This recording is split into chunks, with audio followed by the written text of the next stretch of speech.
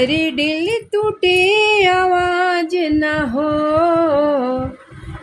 दिल टूटे आवाज न हो, एहसास बस होवेला। कि दिल टूटे आवाज न हो, दिल टूटे आवाज न हो, एहसास भले एहसास बस होवेला। कि इश्क होला एक तरफा तो, अरे इश्क होला एक तरफा तो,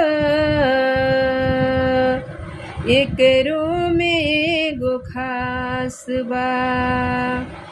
इश्क होला एक तरफा तो, एकरो में एगो खास बा। रो रो के तोह से पूछिला, रो रो के तोह से पूछिला, दिलवा के राज खोल दा।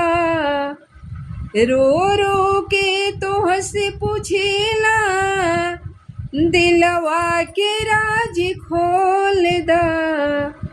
लइका टूटे त पिएला, लइका टूटे त पिएला, लइकी का करी बोल दा।